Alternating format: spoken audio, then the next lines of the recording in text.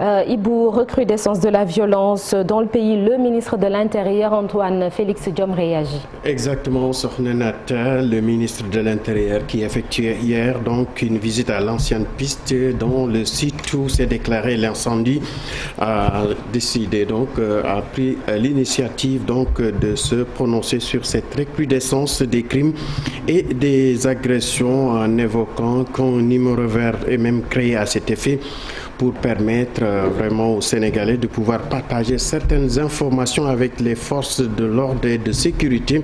Il promet également de plus d'opérations de sécurisation pour mettre ces agresseurs hors d'état de nuire. Suivant ce reportage signé Maïmouna Ndiaye à la caméra. Ababakar Kamara. Cas de meurtre, agression, vol à l'arraché, un numéro vert pour alerter mais aussi dénoncer les malfaiteurs. Le ministre de l'Intérieur explique. Je voudrais d'abord, à l'entame, pour un peu évoquer la question, expliquer qu'il s'agit en réalité de violences aussi bien dans des sphères professionnelles que privées, mais au-delà, on a eu à noter des cas de vol à l'arraché. Alors, c'est l'occasion pour moi d'annoncer qu'au-delà du numéro traditionnel de la gendarmerie, qui est le 800 00 20 20, les citoyens sénégalais auront désormais à disposition un nouveau numéro, plus facile à retenir, qui est le 123. Donc, j'invite toutes les populations de la région de Dakar et des autres régions du pays, à chaque fois qu'elles voient quelque chose qui nécessite d'appeler au secours pour que les forces de défense et de sécurité soient présentes, qu'elles le fassent immédiatement. Alors, nous avons pour donc, la gendarmerie le 800 00 20 20. En plus de ce numéro traditionnel qui était connu, il y a un nouveau numéro qui vient d'être mis en service, qui est le 123. 1, 2, 3. Avec la police, nous avons le 17 qui est fonctionnel. Et enfin, avec les sapeurs-pompiers, c'est très connu, c'est le numéro 18. Des opérations de sécurisation entre la police et la gendarmerie sont en cours dans plusieurs localités du pays. Ce week-end également, vous avez noté qu'il y a eu des opérations de sécurisation de grande ampleur qui ont été menées. Elles vont se poursuivre. Et je voudrais ici le dire de façon très ferme. Aucun répit ne sera laissé aux malfaiteurs. Il faut qu'ils comprennent que les braves populations qui vivent à la sueur de leur front auront l'assistance, le soutien et toute la protection de l'État. Je me veux très clair sur ce sujet. Antoine Diome était à l'ancienne piste, lieu où s'est déclaré l'incendie dans la nuit du dimanche au lundi 23 mai. Un sinistre ayant fait un mort et des dégâts matériels.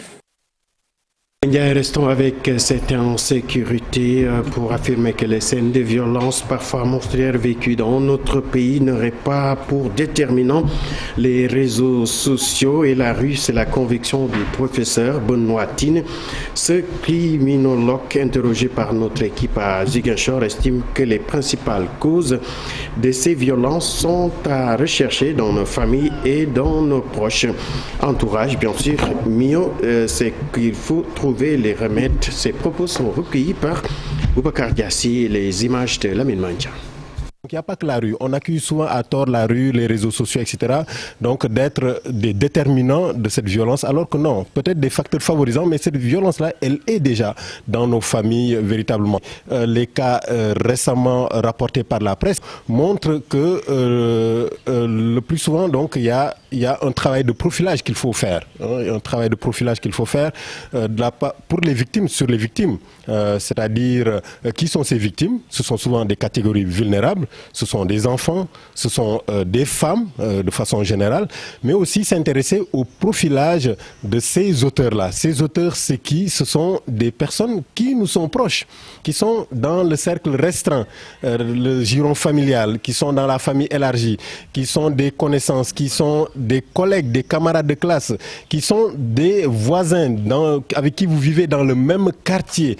Est-ce que vous voyez? Donc ce sont des connaissances aussi, ça peut être des connaissances, des personnes que vous ne connaissez pas forcément, mais qui ont pris le temps de vous connaître, de connaître vos habitudes, qui ont pris le temps de vous épier et donc qui se préparent, qui préméditent l'acte digne du grand banditisme. Est-ce que vous voyez? Et qui, donc, des actes qui se nourrissent de cette désorganisation sociale qui étend de plus en plus ses tentacules à cause d'une société qui, j'ai l'habitude de le dire, qui est malade. Bon, la violence, elle est dans nos familles. Peut-être à partir de ces familles-là, essayer de trouver donc des solutions.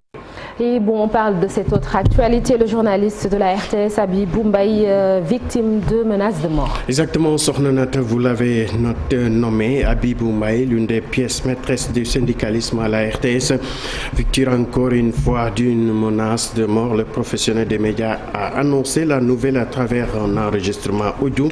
Il y accuse nommément la direction générale de la RTS d'être derrière donc cette affaire. Abibou Mbaye est le syndicaliste délégué du personnel chargé des revendications. RTS, au niveau du Saint-Pix, a décidé même de porter plainte dès ce mardi. Suivons donc ses propos.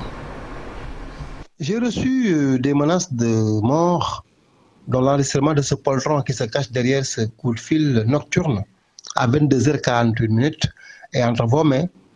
Ceci est la deuxième fois qu'une personne inconnue m'appelle pour proférer des insanités que la décence ne me permet pas de répéter. Des insanités doublées de menaces de mort à mon endroit et à mon confrère Abasso. Au moment où le Sénégal traverse une période d'insécurité, cet appel téléphonique est la preuve la plus palpable de cette soif inextinguible de vengeance chez certaines personnes manipulées. Je tiens également à préciser que je suis apolitique et toute tentative visant à me coller cette étiquette de politicien sera voué à l'échec. Je n'ai rien contre le président Macky Sall. Encore une fois, pour répondre à ces hommes tapis dans l'ombre qui veulent faire croire à l'opinion que nous sommes instrumentalisés par des politiques, cela n'est que pure affabulation. Et d'ailleurs, ce mardi, à la première heure, je porterai plainte pour menace de mort afin que ces personnes soient identifiées et que force reste à la loi. Restons donc, parlons à présent des élections législatives. L'ex-Africa, un think tank regroupement de la nouvelle génération de l'élite africaine, préconise l'application pure et simple des lois en vigueur au Sénégal en matière d'élections et invite à une prochaine réforme profonde du mode de représentation politique en Afrique, selon communiqué. Cela fait suite au contentieux concernant les listes en liste pour les élections législatives du 31 juillet 2022, le document de l'ex-Africa préconise que l'on n'a pas besoin de dire que nous acheminons vers des élections au concours indécis.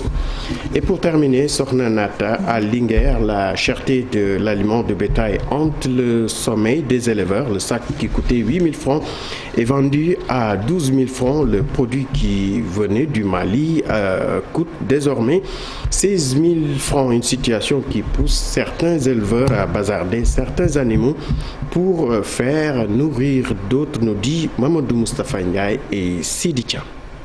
Les éleveurs du département de Linguère dénoncent la cherté de l'aliment de bétail. Face à cette situation, certains d'entre eux sont obligés de bazarder leur cheptel afin de nourrir les animaux. C'est très dur pour nous. Auparavant, le sac ne coûtait qu'entre 7 000, 8 000 ou 8 500 francs. Mais cette année, les commerçants exagèrent. La hausse du prix du sac de l'aliment de bétail nous inquiète. Le kita qui coûtait 12 000 francs, je l'ai acheté aujourd'hui à 16 000. Le dimanche passé, j'ai bazardé mes animaux pour nourrir les autres bêtes. Comment faire? La hausse vertigineuse des prix est accélérée par l'attitude de certains commerçants véreux qui font de la spéculation, selon certains éleveurs. Ces derniers invitent le gouvernement à mettre en place un corps de contrôle des prix. Ce que je veux dire est qu'aujourd'hui, l'aliment de bétail est extrêmement cher. Et cette cherté de l'aliment de bétail est due en grande partie aux commerçants qui achètent l'aliment de bétail au mois de février ou bien mars, qui stockent dans des magasins et qui attendent fin juin ou bien fin juillet ou bien fin mois de mai vendre au prix qu'ils veulent. Tant que le commerce est entre des mains d'une même famille ou bien, je ne sais pas, d'une même communauté, c'est une sorte de monopole qu'on vit à Dar. Et la situation, chaque année, la situation s'empire. Dans le département de Linguère, lors de la journée nationale de l'élevage, les techniciens avaient préconisé la culture fourragère pour sécuriser l'aliment de bétail. Mais malheureusement, ce programme bute sur le problème de la cherté de l'eau. J'ai fait la culture fourragère, mais je ne vais pas m'en sortir. Mais la facture d'eau est très salée. Je dois payer 65 000 francs. À moins de 45 jours de la Tabaski, les éleveurs craignent la disponibilité de moutons de qualité à cause de la cherté de l'aliment de bétail, parfois introuvable dans les points de vente. Sornonata, c'était tout pour cette première tasse actuelle. Merci beaucoup Ibou Diouf. Tout à l'heure, rendez-vous tout à l'heure pour la version Wolof. Et n'oubliez pas votre rubrique Un jour au Sénégal, un jour dans le monde. Le contexte s'y prête. On va parler des élections législatives de 1998 et la météo. Ce sera avec Oumi Samb. Un jour, une actu. Un sujet encore au cœur des débats, la peine de mort au Sénégal. Ce sera avec Marcel Farba Maroun. Et tout de suite, l'actualité internationale avec Fatou Kinedem.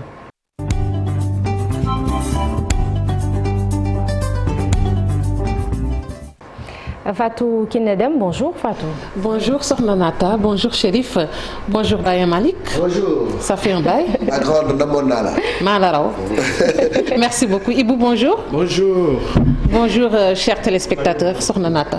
Alors Fatou Kinedem, l'actualité internationale nous mène au Rwanda où l'armée accuse la République démocratique du Congo d'avoir tiré des roquettes sur son territoire. Effectivement, selon les forces de défense rwandaises, 2 secteurs du nord-ouest du pays ont été touchés et il y aurait plusieurs blessés et pas plus de précisions pour l'instant. Kigali demande à ce que la lumière soit faite sur ces événements. Selon l'armée rwandaise, les tirs ont eu lieu entre 10h et 10h20 hier, touchant les secteurs de Kinigi et de Nyangé, près de la ville de Musanze, du parc national des volcans et de la frontière avec la RDC. La situation serait rapidement revenue à la normale. Des sources sur place évoquent tout de même plusieurs habitations endommagées. La seule rescapée du crash qui a fait 152 morts en 2009 au large des Comores a témoigné hier au procès de la compagnie Yemenia, jugée pour homicide et blessures involontaires. Bahia Bakari, c'est son nom, elle a 25 ans. Devant le juge, elle